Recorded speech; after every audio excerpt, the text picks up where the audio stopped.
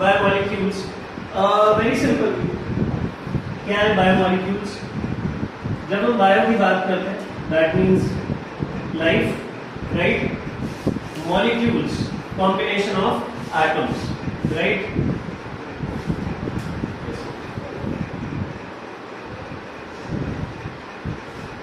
सो complex organic molecules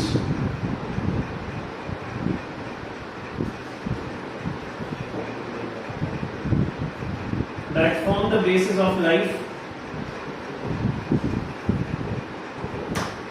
ठीक है? Biomolecules basically ऐसे मॉलिक्यूल्स हैं जो लाइफ को सपोर्ट करने के लिए काम आते हैं, ठीक? फाइन। तो they form the basis of life. अब क्योंकि हम बार बार ये लाइफ मतलब बायो की बात करें तो ऑब्वियस बात है, ऐसे समझ आ रहा था कि ये लर्निंग चैप्टर है, ठीक? बायोमोलिक्यूल्स में कौन कौन से मॉलिक्यूल्स आएंगे? देयर वुड बी कार्बोहाइड्रेट्स, जो सबसे बड़ा टॉपिक है। डिसेंडिंग ऑर्डर में चलेंगे टॉपिक्स। सबसे बड़ा टॉपिक कार्बोहाइड्रेट्स, प्रोटीन्स उससे छोटा, न्यूक्लिक एसिड उससे छोटा, हार्मोन्स, एंजाइम्स इनसे तीन है, ठीक है? विटामिन्स की एक टेबल याद करनी है जो बचपन से तुम्हें दिखा रहे हैं, vitamin A, vitamin B, vitamin C, right? कि इनके सोर्स क्या है और अगर आपकी बॉडी में इनकी डेफिशिएंसी हो जाती है तो आपको डिजीज कौन सा हो जाएगा, राइट? सबसे इंपॉर्टेंट या जो थोड़ा ज्यादा वॉल्यूम कंज्यूमिंग है टॉपिक्स वो है कार्बोहाइड्रेट्स, प्रोटीन्स और न्यूक्लिक एसिड्स। फाइन। उनमें से कार्बोहाइड्रेट से शुरू करते हैं।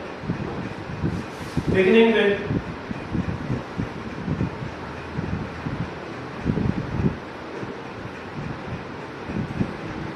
कार्बोहाइड्रेट्स। जो सबसे पहली डेफिनेशन दी गई थी इनको एक्सप्लेन करने के लिए वो था हाइड्रेट्स ऑफ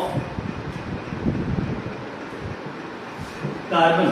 कार्बोहाइड्रेट मतलब हाइड्रेट्स ऑफ कार्बन, राइट? क्या मतलब? ऐसे मॉलिक्यूल्स जिनका कुछ ऐसा फॉर्मूला हो CH H2O, जो कार्बन और वाटर से बने, right? Carbohydrate, hydrate of carbon. जैसे अभी तक आप जो सबसे कॉमन कार्बोहाइड्रेट जानते हो, जो सबसे कॉमन कार्बोहाइड्रेट है वो है ग्लूकोज, C6H12O6, राइट? ग्लूकोज को जानते हो, C6H12O6, राइट? इसको इस फॉर्मूला में फिट किया जा सकता है, C6H12O6। You can see this is a hydrate of carbon and hence a carbohydrate, ठीक? या फिर आप सुक्रोज को जानते हो कि ज्यादा C12H22O11, इसको भी फिट कर सकते हो, C12H2O11, yes, hydrate of carbon, yes, यहां तक ठीक है? एक मॉलिक्यूल है ऐसा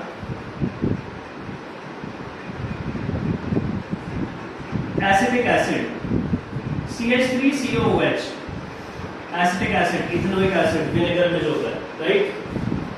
यार इस फॉर्मूला में तो ये भी फिट हो जाता है, दो कार्बन है,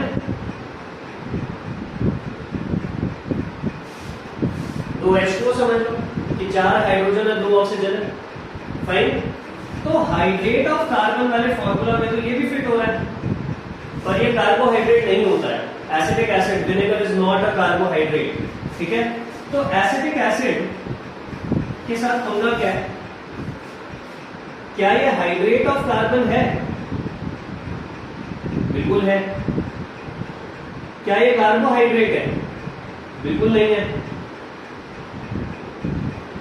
फाइन, हाइड्रेट ऑफ कार्बन है लेकिन कार्बोहाइड्रेट नहीं है। तो due to this exception,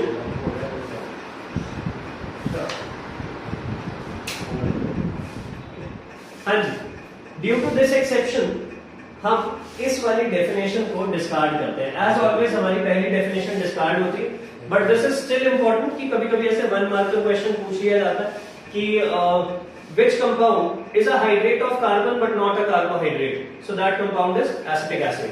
Easy, very easy, ठीक है? बढ़ते हैं आगे। तो फिर करेक्ट डेफिनेशन क्या है? If this is not the right definition, then what is the correct definition? Correct definition is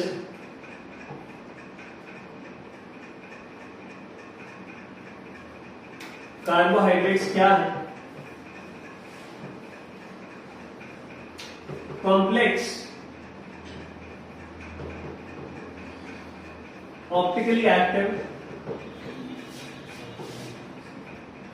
polyhydroxy और polycarbonyl compounds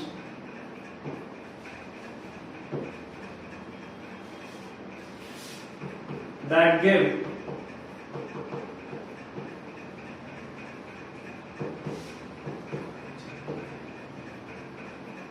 energy to the body. ठीक है, ऐसे कंपाउंड्स हैं जो कि ऑप्टिकली एक्टिव है। इनमें आपको कायरल कार्बन देखने को मिलेगा, chiral carbon as in that carbon जिसके 4 अलग अलग बॉन्ड्स होते हैं। फाइन। पॉलीहाइड्रोक्सी, बहुत सारे OH ग्रुप्स हो सकते हैं। पॉलीकार्बोनाइल, कार्बोनाइल, ठीक है, जिसमें बहुत सारे C double bond O groups देखने को मिल सकते हैं। For example glucose. ठीक, अब जो स्ट्रक्चर मैं बनाऊंगा दे आर हाईली स्पेसिफिक। आपने एक बॉन्ड भी इधर से उधर किया तो समझो सब गड़बड़। ठीक, जैसे ग्लूकोज का स्ट्रक्चर ये 6 कार्बन होते हैं ग्लूकोज में, 1 2 3 4 5 6। इस चीज को याद रखना, right left right right. OH की पोजीशन हाईली स्पेसिफिक है, राइट लेफ्ट राइट राइट। ठीक है, लास्ट वाला CH2OH something like this. This is the structure of glucose. मैंने क्यों कहा कि हाईली स्पेसिफिक रहेंगे, क्योंकि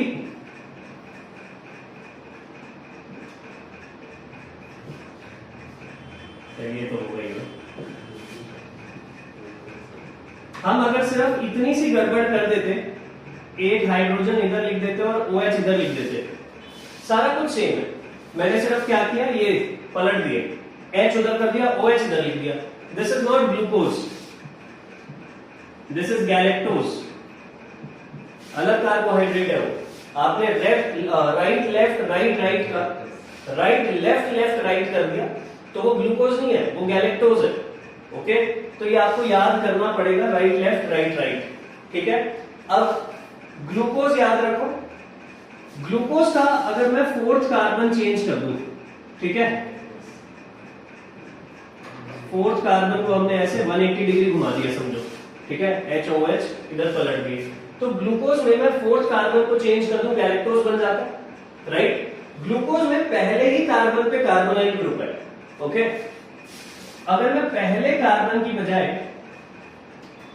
दूसरे कार्बन पे कार्बोनाइल ग्रुप लूं,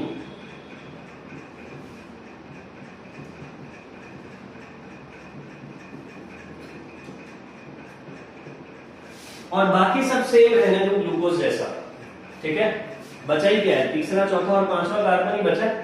right, HOH H HOH OH H के opposite OH H H। This is fructose.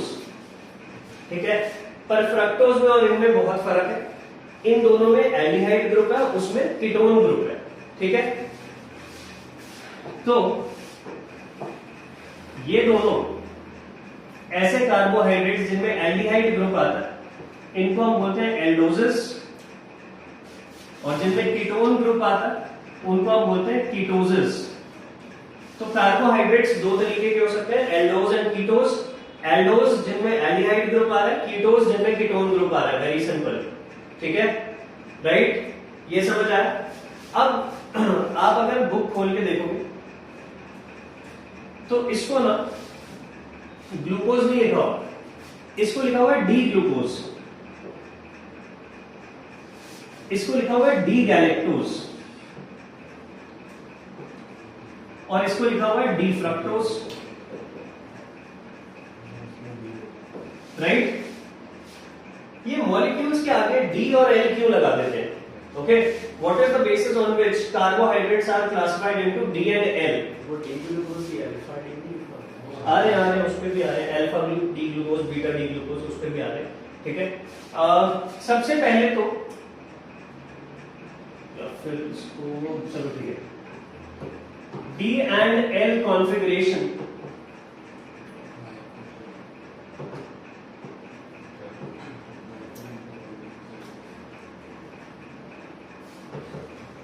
Of carbohydrates. ठीक है, D and L configuration of carbohydrates क्या है? फर्स्ट ऑफ ऑल बहुत सारे लोगों को लगता है ये डेक्स्ट्रो लेवो की बात हो रही है।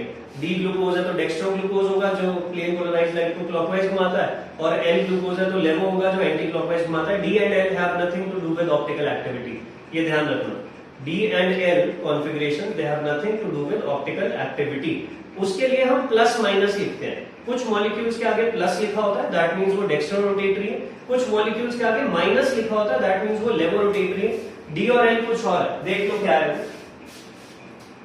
जैसे दो मॉलिक्यूल्स बनाते हैं,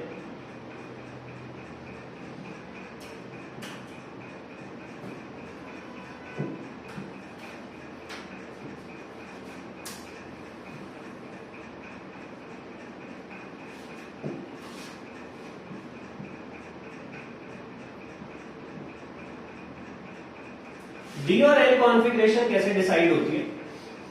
this is decided on the basis of last and second last OH। ऐसा, अगर लास्ट और second last OH same side पे, ठीक है, तो हम कंपाउंड को लिखते हैं डी। जैसे दिस इज डी ग्लिसरल्डिहाइड, और ये लास्ट और second last OH same side पे नहीं है, इसको हम लिखेंगे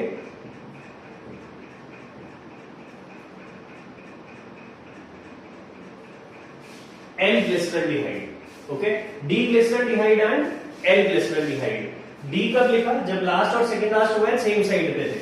अब तुम इन तीन स्ट्रक्चर्स में देख लो, हर जगह लास्ट और second last OH same side पे है, तो D glucose, D galactose, D fructose. ठीक है, समझ आया? श्योर? अब यार अगर ग्लूकोज और गैलेक्टोज का हम स्ट्रक्चर देखें ना, पहली बात तो ये तीनों आइसोमर्स है। तीनों का फॉर्मूला क्या है? C6H12O6। तो आइसोमर्स तो है। ग्लूकोज और फ्रक्टोज ये फंक्शनल आइसोमर्स है, उसमें एल्डिहाइड ग्रुप है, उसमें कीटोन ग्रुप है, फंक्शनल ग्रुप डिफरेंट है। ये दोनों कैसे आइसोमर्स हुए? इन दोनों में जो आइसोमेरिज्म है उसको क्या बोलते? Cis trans. पागल है? सिस ट्रांस होते थे same group same side, same group opposite side. देखो ऐसे compounds which differ in configuration only at one carbon, ठीक है, ये सिर्फ एक कार्बन पे डिफर करते हैं, इनको हम बोलते हैं anomers. Those isomers which differ in configuration at only one carbon, और यहाँ पे एनोमेरिक कार्बन कौन सा है? चौथा कार्बन, राइट? फोर्थ कार्बन से तो डिफरेंट है, बाकी सब तो सेम ही है। ठीक, isomers that differ in configuration at one carbon, तो ग्लूकोज और गैलेक्टोज एनोमर्स है एक दूसरे के, और इनमें एनोमेरिक कार्बन हुआ फोर्थ कार्बन, राइट? श्योर? मैं लिख देता हूं यहां पे,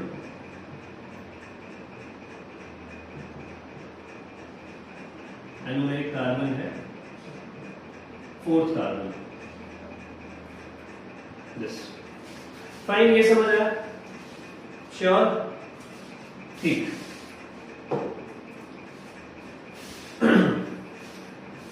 नेक्स्ट,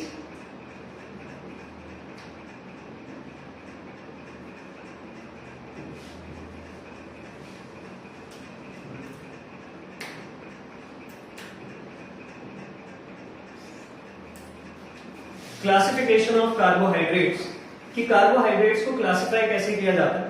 पहली बात, ये जो कार्बोहाइड्रेट्स है, अब चाहे ग्लूकोज है, ग्लूकोज का टेस्ट कैसा होता है? Sweet, right? तो have sweet taste, right? Carbohydrates have sweet taste, although सब कार्बोहाइड्रेट्स का टेस्ट स्वीट नहीं होता। Based on this, carbohydrates are classified as sugars and non-sugars. Those which have a sweet taste उनको sugars बोलते हैं, those which do not have a sweet taste उनको non-sugars बोलते हैं, ठीक है। therefore known as sugars, जिसको इन लैटिन बोलते हैं सैकरिन। सैकरिन को हमने थोड़ा सा मॉडिफाई किया, एक वर्ड बनाया सैकराइड, ठीक है। तो यही रीजन हम कार्बोहाइड्रेट्स को सैकराइड्स भी बोलते हैं, ठीक है। जिन लोगों का बायोलॉजी है, तुम्हारे यहाँ तो सैकराइड ही चलता है, फाइन। तो बायोलॉजी में बहुत ज्यादा वर्ड हम कार्बोहाइड्रेट यूज नहीं करते, सैकराइड सैकराइड में ही बात करते हैं, ओके। तो अब जैसे मैंने यहाँ पे लिखा है क्लासिफिकेशन ऑफ कार्बोहाइड्रेट्स, हम करने वाले हैं क्लासिफिकेशन ऑफ सैकराइड्स कि सैकराइड्स कितने तरीके के होते हैं।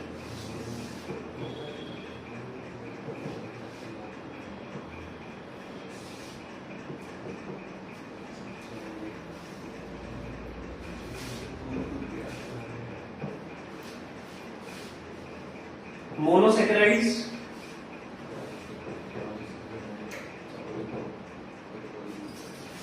Oligosaccharides,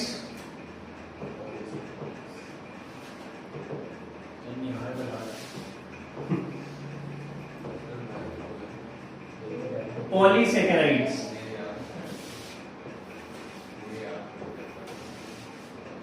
monosaccharides, oligosaccharides and polysaccharides, ठीक है। मोनोसैकेराइड्स क्या है? मोनोसैकेराइड्स ऐसे कार्बोहाइड्रेट्स हैं जिनको आप हाइड्रोलाइज करोगे तो वो फर्दर ब्रेकडाउन नहीं होंगे, वो ऑलरेडी सिंपलेस्ट फॉर्म में ही प्रेजेंट है, ओके। जैसे ओलिगोसैकेराइड्स में ना इस तरीके के मॉलिक्यूल्स आते हैं, आपने इसका नाम सुना होगा स्टार्च का, या don't say starch, sorry, take sucrose, polysaccharides में आएगा स्टार्च। सुक्रोज का अगर हम हाइड्रोलिसिस करते हैं, it breaks down into two simpler products, alpha D glucose and beta D fructose, ठीक है। या फिर माल्टोस, माल्टोस को अगर आप हाइड्रोलाइज करते हो तो आपको मिलता है alpha D glucose plus alpha D glucose, या फिर लैक्टोज हाइड्रोलाइज करो, आपको मिलता है beta D glucose and beta D galactose, ठीक। तो ये जो है इनके हाइड्रोलिसिस से मुझे सिंपलर प्रोडक्ट्स मिल रहे हैं, फाइन। लेकिन अगर कोई हमें कहे ग्लूकोज को हाइड्रोलाइज कर लो, कुछ नहीं मिलने वाला, नो सिंपलर प्रोडक्ट्स फॉर्म, वो ऑलरेडी सिंपलेस्ट फॉर्म में ही है, आप उसको उससे ज्यादा ब्रेकडाउन नहीं कर पाओगे। हमारी बॉडी में हम लोग कंज्यूम ये भी नहीं करते एक्चुअल में, हम लोग तो सीधा स्टार्च कंज्यूम करते हैं, ठीक है। फाइन, हम बहुत बड़े बड़े मॉलिक्यूल्स को कंज्यूम कर रहे हैं। जैसे स्टार्च का अगर कोई मेरे को कहे फॉर्मूला क्या है, तो वी से starch is actually C6H10O5 N। बहुत ही सारे मॉलिक्यूल्स जोड़ रखे हैं हमने, बहुत ही सारे मतलब कितने, 1000-1500 के आसपास, 1000-1500 ग्लूकोज मॉलिक्यूल्स जोड़ के तो जाके स्टार्च बनता है। अगर आप इसका हाइड्रोलिसिस करोगे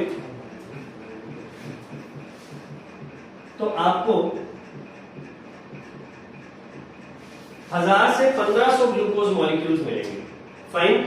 तो बेसिकली ये सिर्फ हाइड्रोलिसिस के बेसिस पे कि मोनोसैकेराइड्स आर दोज कार्बोहाइड्रेट्स जिनका जो सिंपलेस्ट फॉर्म में प्रेजेंट है, जिनके हाइड्रोलिसिस से आपको फर्दर और सिंपलर प्रोडक्ट्स नहीं मिलेंगे, वो ऑलरेडी सिंपलेस्ट फॉर्म में, श्योर, ठीक। Those carbohydrates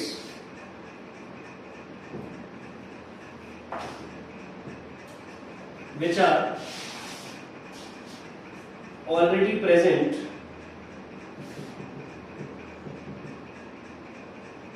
in simplest form and do not produce any more simpler product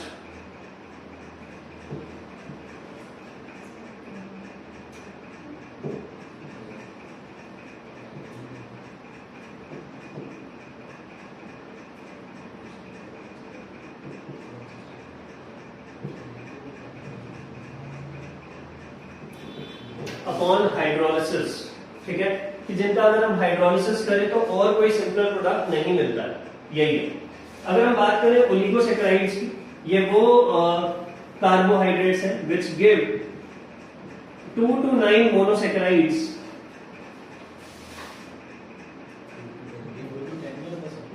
on hydrolysis. Polysaccharides are the ones which give 10 or more, 10 या 10 से ज्यादा पॉलीसेकेराइड्स में आ जाते हैं। ठीक है, give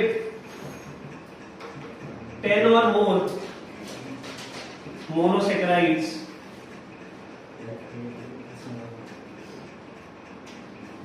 on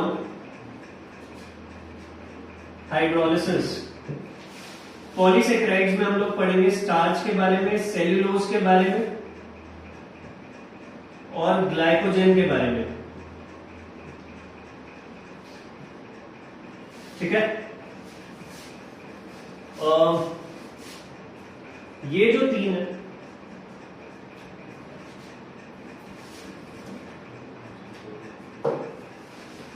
ये वाले,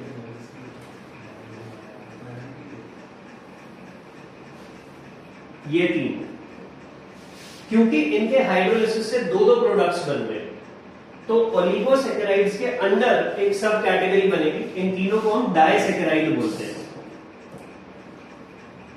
all of them are known as disaccharides. ठीक है, फाइन। इसको जानते हो बच्चों? ग्लाइकोजन बायो तुम्हारे पास? ओह यस, नहीं बायो में बीटा नहीं पता, नो आइडिया। हाँ जी, बॉडी में फूड ग्लाइकोजन की फॉर्मेशन कार्बोहाइड्रेट में कार्बन ग्लाइकोजन होती है। सुनो, आजकल फूड ब्लॉगर्स इसका बहुत खेल कर रहे हैं।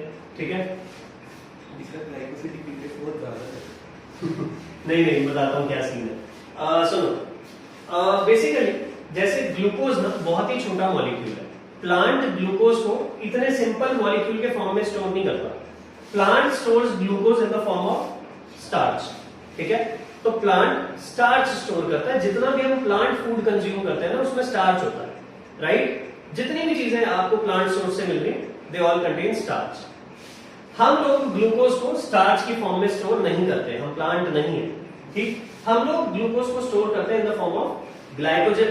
तो कोई भी चीज अगर हमें एनिमल सोर्स से मिलती है तो उसमें ग्लाइकोजन होता है, कोई भी चीज अगर हमें प्लांट सोर्स से मिलती है तो उसमें स्टार्च होता है, राइट? श्योर?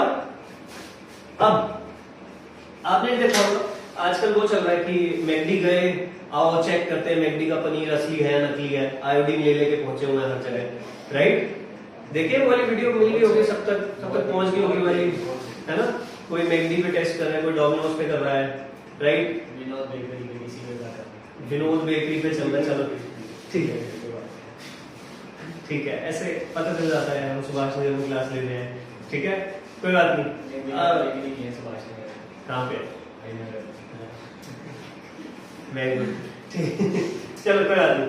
सुनो तो पॉइंट है कि हमने कभी जूनियर क्लासेस में स्टार्च का टेस्ट पढ़ा था कि हम कैसे आइडेंटिफाई करते हैं एक जगह पे स्टार्च है या नहीं। फोटोसिंथेसिस वाले टेस्ट कि एक लीफ में फोटोसिंथेसिस हुआ है या नहीं हुआ, तो कैसे टेस्ट करते थे? ऐसे लीफ ली, उसके ऊपर आयोडीन डाला, अगर ये लीफ ब्लू ब्लैक हो जाती है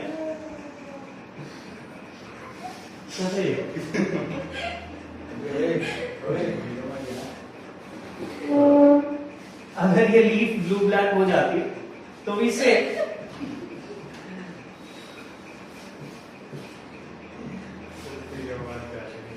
स्टार्च इज प्रेजेंट। कोई नहीं एडिट कर देंगे। सुनो अगर लीफ ब्लू ब्लैक हो जाती है तो we say that starch is present, yes यही पढ़ते थे हम, ओके। और ये वाला टेस्ट जो है this is specifically for starch, for no other compound, okay. अब अगर हम बात कर रहे हैं पनीर की, पनीर मिल्क प्रोडक्ट है, राइट, मिल्क प्लांट से तो नहीं आता, आई होप सबको पता है, ठीक। तो पनीर में कौन सा कार्बोहाइड्रेट होगा, अगर होगा तो ग्लाइकोजन, ठीक है। पनीर में कौन सा कार्बोहाइड्रेट होगा, ग्लाइकोजन। ग्लाइकोजन पे अगर हम आयोडीन डालेंगे, राइट, तो कोई ब्लू ब्लैक कलर नहीं आएगा।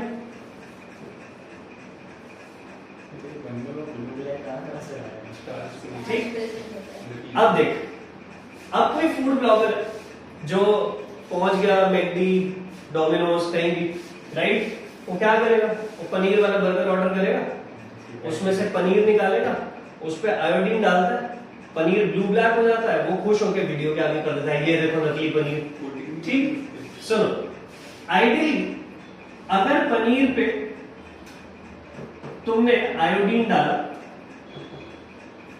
और वो ब्लू ब्लैक हो गया, बेटा आयोडीन डालने पे ब्लू ब्लैक हो रहा है, इसका मतलब उसमें स्टार्च है, और जो नेचुरल पनीर है उसमें स्टार्च नहीं होता, उसमें ग्लाइकोजन होता है। फाइन, अगर उसमें स्टार्च है तो दैट मींस ये तो किसी प्लांट सोर्स से आया, ओके। अगर उसमें स्टार्च है दैट मींस वो किसी प्लांट सोर्स से आया, पनीर प्लांट सोर्स से नहीं आता है। अगर वो उसमें प्लांट सोर्सेस के ट्रेसेस मिल रहे हैं तो आप कहते हो पनीर नकली है, fine. But the point is, हमारे फूड ब्लॉगर्स भी फूड ब्लॉगर्स क्यों हैं, क्योंकि कम पढ़े लिखे, है ना, वो वहां से ऐसे कैसे टिक्की निकाल के वहीं टेस्ट कर देते हैं, राइट। तो उसमें मसाले लगे होंगे, उसको तला गया है ना। अब मसाले तो प्लांट सोर्स से आया ना, right. The correct way to test was कि आप वहां से पनीर निकालो और अपने घर ले जाओ, उसको बॉयल करो कम से कम 3 से 4 बार, उसके बाद टेस्ट करो। The right way to test was that. ऐसे ऑडियंस को गुमराह कर रखा है, पेरेंट्स बच्चों को दिखाए जा रहे हैं, ये देखो तुम नकली पनीर खा रहे हो, ठीक, जरूरी नहीं है, ओके। तो अगर आप में से किसी का ये आइडिया था, नहीं था, निहार होना चाहिए था, एक तो पढ़ तो रहा नहीं है, ठीक है। गुप्ता वगैरह पे जाना पड़ेगा। फिलहाल के लिए मोनोसेक्राइड्स को थोड़ा सा डिटेल में डिस्कस करते हैं।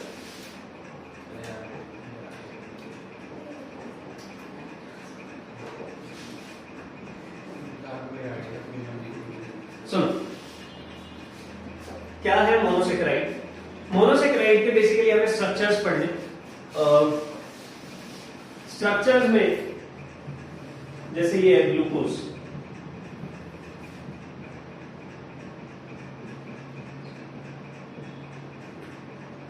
राइट लेफ्ट, राइट राइट, ये अच्छा सर ये देख लो बस एक। सुनिए, तो ग्लूकोज को किताब में ऐसा भी लिखा गया जहां पे रिएक्शंस वाले पार्ट है। सबसे पहला कार्बन CHO, देन 4 कार्बन ऐसे जिन पे एक हाइड्रोजन एक OH है, लास्ट वाला कार्बन CH2OH, यस, ठीक। यहां पे आते हैं how is the structure of glucose determined. तो कुछ रिएक्शन से हमने प्रूव किया कि ग्लूकोज का ऐसा स्ट्रक्चर होता है। We use some reactions to prove glucose has this structure. सबसे पहले हमें नहीं पता था ग्लूकोज कैसे दिखता है, हमने उसका रिएक्शन कराया सबसे स्ट्रॉन्गेस्ट रिड्यूसिंग एजेंट के साथ, जो हमारे पास सबसे स्ट्रॉन्ग रिड्यूसिंग एजेंट है, जो कि है रेड फास्फोरस प्लस HI। जब हमने इसके साथ रिएक्शन कराया, देखो ये एक ऐसा रिड्यूसिंग एजेंट है जिसको कोई फर्क नहीं पड़ता आप किसके साथ रिएक्शन करा रहे हो, आप एल्डिहाइड से कराओ, कीटोन से कराओ, कार्बोक्सिलिक एसिड से, एस्टर से, ये सबको एल्केन में कन्वर्ट करता है, तो पूरी दुनिया को समान दृष्टि से देखता है। तो जिससे मर्जी रिएक्शन करा लो उसने एल्केन ही बनाना है। तो जब हमने ग्लूकोज का रिएक्शन कराया तो N-हेक्सेन मिला हमें, N-हेक्सेन मतलब सीधा सीधा एल्केन। पानी में मिला दो तो बनना भी एल्केन बनेगा नहीं बनेगा। अपने ऑर्गेनिक मॉलिक्यूल्स को रिड्यूस करता है। हम भी तो ऑर्गेनिक पानी तो ऑर्गेनिक नहीं है ना, ऑर्गेनिक मतलब कार्बन हाइड्रोजन वाले, ठीक। ये मेरा राइट। तो ग्लूकोज में हमने रेड फास्फोरस HI डाला, ये मिला, राइट। इससे साइंटिस्ट को ये पता चला कि ग्लूकोज में 6 कार्बन है, और दूसरा उन कार्बन में ब्रांचिंग नहीं है, ग्लूकोज का जो मॉलिक्यूल है वो सीधा सीधा है, ओके। तो इससे उन्होंने ये कंक्लूड किया, glucose has 6 carbons arranged in unbranched manner,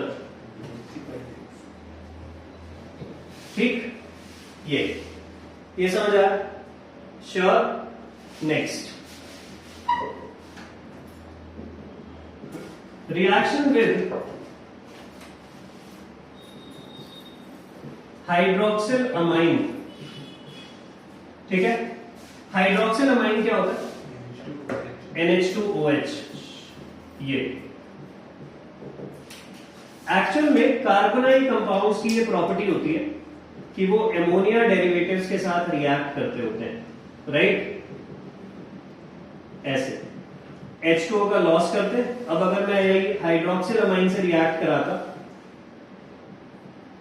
तो कुछ इस तरीके का प्रोडक्ट बनता है जिसे हम ऑक्साइन बोलते हैं। तो हाइड्रोक्सिल अमीन के साथ रिएक्ट करके ऑक्साइन वो बना सकता है जिसमें कार्बोनाइल ग्रुप हो, ठीक। जब हमने ग्लूकोज का रिएक्शन किया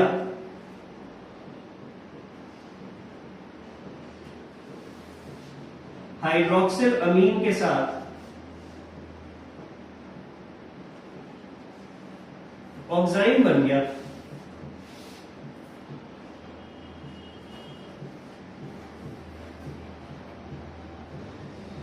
यहां से साइंटिस्ट को यह समझ आया कि ग्लूकोज में कार्बोनाइल ग्रुप भी है, ठीक है। Formation of oxime, formation of oxime confirms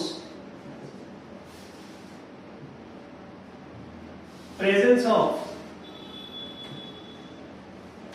carbonyl group. इससे यह पता चल गया कि ग्लूकोज में कार्बोनाइल ग्रुप भी होता है, ठीक है। ये बात समझ आई कि ये कैसे पता चला? 6 कार्बन है, रेड फास्फोरस HI से रिएक्शन करा के N हेक्सेन मिला, उससे पता चल गया 6 कार्बन है। और क्योंकि सीधा सीधा एल्केन मिला, इसका मतलब लीनियर स्ट्रक्चर है, ब्रांच स्ट्रक्चर नहीं है। फाइन। देन हाइड्रोक्सिल अमीन से रिएक्ट करके ऑक्साइन बन गया। इससे ये बात कंफर्म हो जाती है कि ग्लूकोज में कार्बोनाइल ग्रुप है, ओके। फर्दर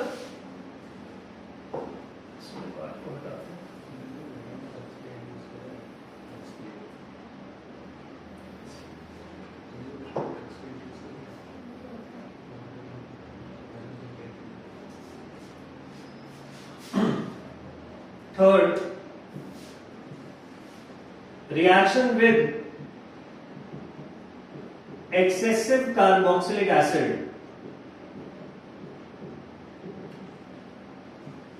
बच्चों एक रिएक्शन याद कराते हैं आपको, आपने नाम सुना होगा, the name is esterification. Esterification का नाम सुना है? ओए दोस्तों,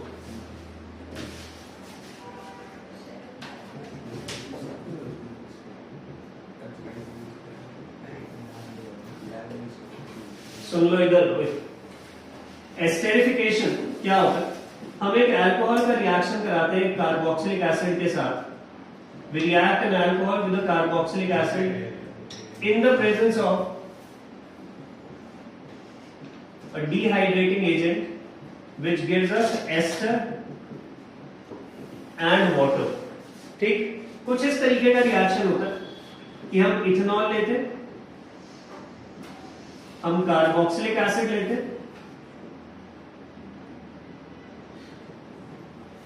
क्योंकि डिहाइड्रेटिंग एजेंट डाला है, इनके बीच में से H2O का लॉस हो जाता है।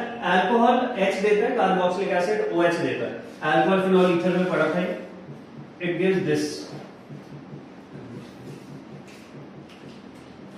Ideally as per IUPAC nomenclature इस कंपाउंड को बोलते हैं इथाइल इथेनोएट। IUPAC नॉमेनक्लेचर के हिसाब से इसको बोलते हैं इथाइल इथेनोएट, ओके। जो ये वाला ग्रुप है ना, इसको हम एसीटेट आयन बोलते हैं, ठीक है। CH3COOH को आप एसिटिक एसिड भी बोलते हो, इस आयन को एसिटेट आयन भी बोलते हैं, तो आप इसको इथाइल एसिटेट भी बोल देते हो कभी कभी। तो अगर कार्बोक्सिलिक एसिड अल्कोहल के साथ रिएक्ट करे तो क्या बनता है? एस्टर, एसिटेट ग्रुप लग जाता है। ग्लूकोज में हमें तो पता है ना यार कि 5 जगह अल्कोहल मॉलिक्यूल्स हैं, सॉरी 5 जगह अल्कोहल ग्रुप है। फर्स्ट कार्बन पे एल्डिहाइड ग्रुप लगा हुआ, बाकी 5 पे तो अल्कोहल ग्रुप ही लगा हुआ। अगर मैं एक्सेसिव कार्बोक्सिलिक एसिड डालूंगा, या फिर कुछ किताबों में ये भी लिखा हुआ है कि उन्होंने एसिटिक एनहाइड्राइड लिया है, ये एक्सेस, तो 5 जगह अल्कोहल बन जाएगा।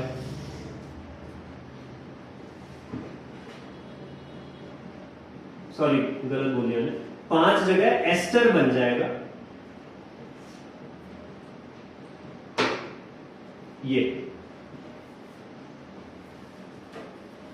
इसको हम बोलते हैं 5 जगह एस्टर बना, 5 जगह एसिटेट ग्रुप लग गया, CH3COO, ये वाला ग्रुप लग गया। इस मॉलिक्यूल को हम बोलते हैं पेंटा एसिटेट ऑफ ग्लूकोज। अब जब हमने एक्सेसिव कार्बोक्सिलिक एसिड के साथ रिएक्शन किया और 5 जगह एस्टर बन गया ना, इससे ये कंफर्म हो जाता है कि 5 अल्कोहल ग्रुप्स लगे हुए हैं ग्लूकोज में, ठीक है। So this confirms the presence of 5 OH groups in glucose, ठीक है। अब इसको हटा देते हैं।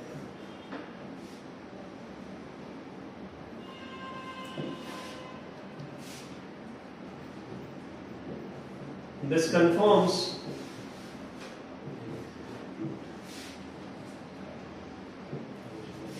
the presence of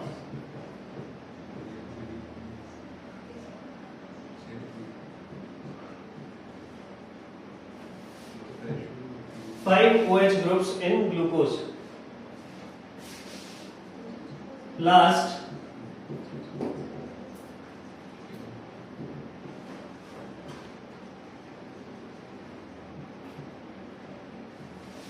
oxidation of glucose, ठीक है। ऑक्सीडेशन ऑफ ग्लूकोज, अब हम क्या चाह रहे हैं? देखो हमें ये पता चल गया ग्लूकोज में 6 कार्बन है, ठीक है। हमें ये पता चल गया ग्लूकोज में 6 कार्बन है, उनमें से एक पे कार्बोनाइल ग्रुप लगा हुआ है, 5 पे OH ग्रुप्स लगे हुए, ये भी पता चल गया। अब हमें ये पता लगाना रह गया कि कौन से कार्बन पे कार्बोनाइल है, OH कहां पे। Fine,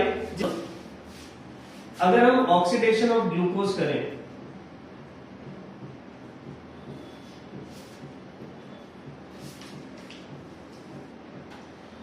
with an oxidizing agent, nitric acid, ठीक है। नाइट्रिक एसिड एक स्ट्रॉन्ग ऑक्सीडाइजिंग एजेंट होता है, राइट। देखो एल्डिहाइड से कार्बोक्सिलिक एसिड बनाना आसान है, अल्कोहल से कार्बोक्सिलिक एसिड बनाए तो हम माने, तो नाइट्रिक एसिड तो देखो दोनों को ही कन्वर्ट कर देता है, इसको भी और इसको भी, ठीक है। नाइट्रिक एसिड ने दोनों को ऑक्सीडाइज कर दिया, टर्मिनल एल्डिहाइड को भी और टर्मिनल अल्कोहल को भी। फाइन,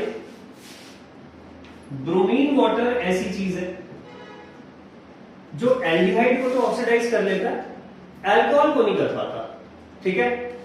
तो हमने देखा ये बन रहा है,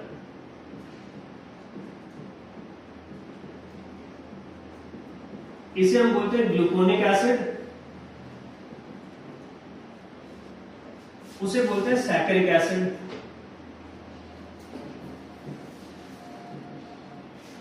नाइट्रिक एसिड दोनों को ऑक्सीडाइज कर लेता है, alcohol as well as aldehyde. Bromine water alcohol को नहीं कर पाता, एल्डिहाइडिक ग्रुप को कर लेता है, ये ब्रोमीन वाटर की खास बात है। इससे हमें यह समझ आ गया ग्लूकोज के एक टर्मिनल पे OH लगा हुआ है और दूसरे टर्मिनल पे एल्डिहाइड ग्रुप लगा हुआ है, तो हम पूरा इस स्ट्रक्चर तक पहुंच गए हैं, ठीक है। We have reached this structure. इस तरीके से साइंटिस्ट लोगों को ग्लूकोज का आइडिया लगा था कि वो कुछ इस तरीके का मॉलिक्यूल है, राइट। ये समझ आया। अब ये रिएक्शन वाला पार्ट काफी इंपॉर्टेंट है, पिछले कुछ सालों से इस पार्ट से क्वेश्चंस आ रहे हैं, ठीक है। Fine, good with this. ठीक, तो now coming to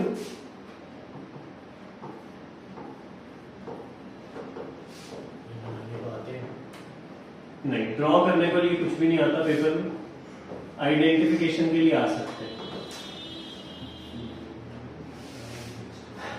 cyclic structure of glucose, ठीक है। साइक्लिक स्ट्रक्चर ऑफ ग्लूकोज में क्या है, हमें लगा था ग्लूकोज ऐसा हो, ठीक है। अगर ग्लूकोज ऐसा है तो उसको 2,4 डीएनपी टेस्ट भी देना चाहिए, ठीक है। कार्बोनाइल ग्रुप का एक टेस्ट होता है जिसे बोलते हैं 2,4 डाइनाइट्रोफिनाइल हाइड्राजीन टेस्ट, ठीक है। जितने भी कार्बोनाइल कंपाउंड्स हैं वो ये वाला टेस्ट देते हैं, 2,4 डीएनपी टेस्ट, पर ग्लूकोज नहीं देता। तो साइंटिस्ट का थोड़ा दिमाग खराब हुआ कि यार ये क्या बात हुई, अभी तो हमने स्ट्रक्चर आइडेंटिफाई किया था, तो उस हिसाब से तो इसको 2,4 डीएनपी टेस्ट देना चाहिए, पर ग्लूकोज ने 2,4 डीएनपी टेस्ट नहीं दी। तो यहां से साइंटिस्ट को थोड़ा शक हुआ कि इसका स्ट्रक्चर में कुछ गड़बड़ है। तो फिर उन्होंने फिगर आउट किया कि इसका जो स्ट्रक्चर है वो ना मिक्सचर ऑफ स्ट्रक्चर है, कभी कभी लीनियर फॉर्म में प्रेजेंट होता है, कभी कभी साइक्लिक फॉर्म में भी प्रेजेंट होता है। तो we need to know both, कि हमें दोनों स्ट्रक्चर्स पता होने चाहिए, साइक्लिक स्ट्रक्चर भी पता होना चाहिए और ये भी पता होना चाहिए। फिर से बनाते हैं, right left right right, focus नहीं कर रहा है। तो अभी तक हमें ग्लूकोज का ये वाला स्ट्रक्चर पता। आजकल हम क्लास में भी यही पढ़ रहे हैं, न्यूक्लियोफिलिक एडिशन रिएक्शन, जो कार्बोनाइल ग्रुप होता है, it is attacked by nucleophile. कोई नेगेटिवली चार्ज ग्रुप होगा तो इसको अटैक करेगा। कार्बन नया बॉन्ड बनाने के लिए पुराना बॉन्ड तोड़ देगा, कुछ इस तरीके की चीज करेगा कार्बन। यस, यही पढ़ रहे हैं ना आजकल, ठीक।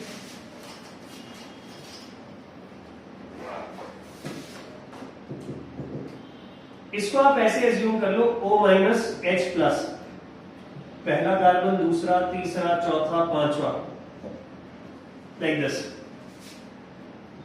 ये अटैक करेगा इस पे, ठीक है, नेगेटिव। इसको आप न्यूक्लियोफाइल की तरह ट्रीट करो। इसने इस पे अटैक किया, पहला कार्बन एक नया बॉन्ड बनाने के लिए एक पुराना बॉन्ड तोड़ देता, ठीक है। अब यहां पे समझने वाली बात यह है कि जो बाकी मॉलिक्यूल है ना, जैसे दूसरा कार्बन, उसके दो बॉन्ड्स हैं, OH इस तरफ, H इस तरफ, तीसरा कार्बन H इस तरफ, OH इस तरफ, चौथा कार्बन OH इधर, H इधर। पहला कार्बन डिफरेंट है, पहला कार्बन ऐसे डबल बॉन्ड O बाहर की तरफ, H अंदर की तरफ, ठीक। अब ये डबल बॉन्ड O से सिंगल बॉन्ड O में कन्वर्ट होने जा रहा है, ठीक। तो अब ये भी इस प्लेन में आ जाएगा, पर हमें क्या पता ये जो डबल बॉन्ड O है ये राइट की तरफ जाएगा या ये लेफ्ट की तरफ जाएगा, हमें क्या पता। फाइन, हो सकता है ये डबल बॉन्ड O राइट की तरफ जाए, हो सकता है ये लेफ्ट की तरफ जाए। Fine, getting my point. तो हम दोनों पॉसिबिलिटीज को लेकर चलेंगे। जब ये O राइट वाली साइड जाएगा तो हम कहेंगे अल्फा डी ग्लूकोज बना। जब ये ऑक्सीजन लेफ्ट की तरफ जाएगा तो हम कहेंगे बीटा डी ग्लूकोज बना। ये होता है अल्फा डी ग्लूकोज और बीटा डी ग्लूकोज, ठीक है। ये OH की पोजीशन पे डिपेंड करता है, यहां से जो O बनेगा। देखते हैं क्या सीन है। तो सबसे पहले तो फैसिलिटी का फायदा उठाएंगे।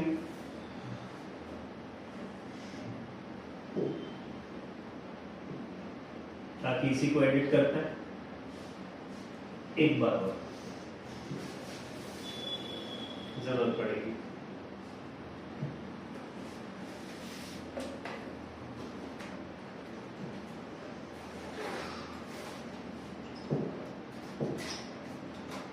सुनो,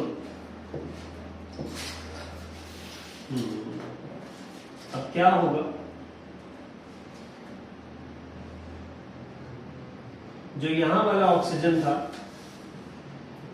वो जुड़ गया जाके कार्बन से, ठीक है। कार्बन ने एक नया बॉन्ड बनाने के लिए पुराना बॉन्ड तोड़ दिया,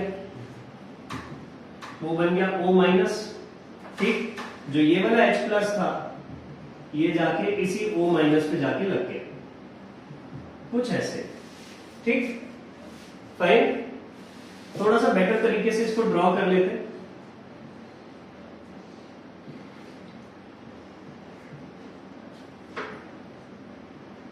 दिस ओके, इसको जब OH राइट में आया इसे बोलते हैं अल्फा डी ग्लूकोज।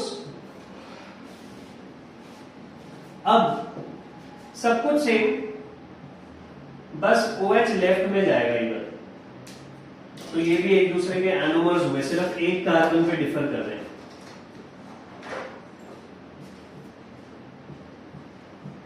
इसको हम बोलते हैं बीटा डी ग्लूकोज। ठीक है, alpha D glucose, beta D glucose.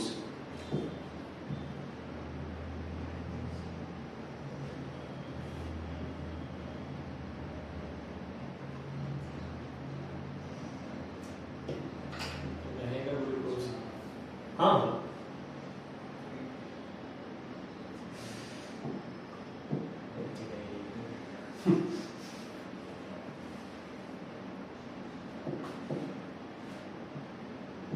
ये जो अभी अभी हमने पढ़ा, ये alpha D glucose, beta D glucose के ये वाले स्ट्रक्चर, इन्हें हम बोलते हैं हैवर्थ प्रोजेक्शंस।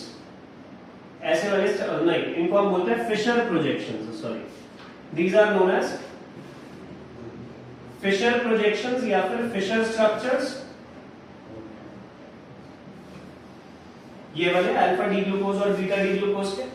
अब हमने पढ़ने हैं इनके हैवर्थ स्ट्रक्चर्स। लिसन, तुम में से किसी ने भी ये क्वेश्चन नहीं पूछा कि सर बाकी सब भी तो OH OH OH OH थे, पांचवें कार्बन के OH ने ही क्यों अटैक किया? Why not any other OH? वो भी तो हाइड्रोक्सिल ग्रुप ही थे, उन्होंने क्यों नहीं अटैक किया? चलो, पूछा नहीं, किसी को जवाब पता है इसका? नहीं। आंसर इज, क्योंकि अभी जो रिंग बनी है उसके 6 मेंबर्स हैं, 1 2 3 4 5 6। ठीक है, the ring is 6 membered ring, hexagonal ring. सबसे स्टेबल रिंग हेक्सागोनल रिंग होती है। ओके, साइक्लिक स्ट्रक्चर्स में जो सबसे स्टेबल स्ट्रक्चर्स होते हैं ना, वो हेक्सागोनल स्ट्रक्चर्स होते हैं। फाइन, स्टेबिलिटी अटेन करने के लिए 5 मेंबर्ड रिंग या 7 मेंबर्ड रिंग या 4 मेंबर्ड रिंग, ये सब स्टेबल नहीं होती, right? This was to attain stability. अब हमें ग्लूकोज के हैवर्थ स्ट्रक्चर्स पढ़ने।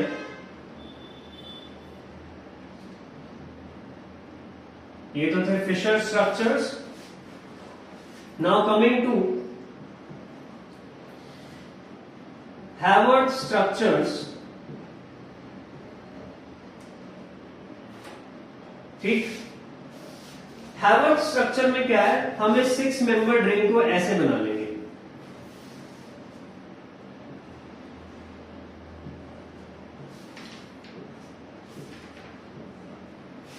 Like this. ठीक, ऑक्सीजन से कौन कौन सा कार्बन जुड़ा हुआ है? पहला कार्बन और 5वां कार्बन, राइट? ऑक्सीजन से जुड़ा है पहला कार्बन और 5वां कार्बन। ठीक, 5th कार्बन के ऊपर लगा हुआ है 6th कार्बन, ऐसे। ठीक है, अब मैं क्या करूंगा, जैसे तुम फोटो एडिट करते हो, 90 डिग्री रोटेट कर देते हो ना कभी कभी उसको, राइट? आपने गलती से वो फोटो लैंडस्केप वाली उसमें क्लिक हो जाती है, पोर्ट्रेट व्यू में, आप उसको 90 डिग्री ऐसा रोटेट कर देते हो। जब अगर मैं इस मॉलिक्यूल को 90 डिग्री रोटेट करूं, तो जो राइट वाले ग्रुप्स हैं, ये देखो, अब तो कर ही सकते हैं, करके दिखा देते हैं। ठीक है, थैंक यू। सुनो, अब बीटा डी ग्लूकोज और अल्फा डी ग्लूकोज में फर्क ही कितना है? एक कार्बन का ही तो फर्क है, पहले कार्बन का। यहां पे पहले कार्बन का H राइट साइड पे और OH लेफ्ट में, यहां पे OH राइट में, H लेफ्ट में, तो बहुत इजीली इसी को एडिट कर लेंगे। H OH, ये अल्फा डी ग्लूकोज बन गया। ओके, अब किताब में इसको अल्फा डी ग्लूकोज नहीं लिखा हुआ, उन्होंने लिखा अल्फा डी ग्लूकोपाइरानोज, इसको लिखा है बीटा डी ग्लूकोपाइरानोज। ये पाइरानोज का क्या मतलब है?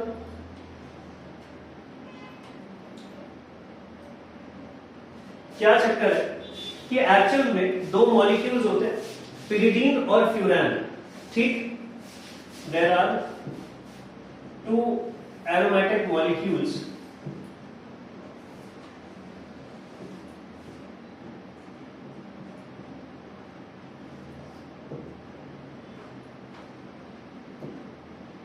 पिरिडीन यहाँ पे तो पायरन यूज कर रहा हूँ।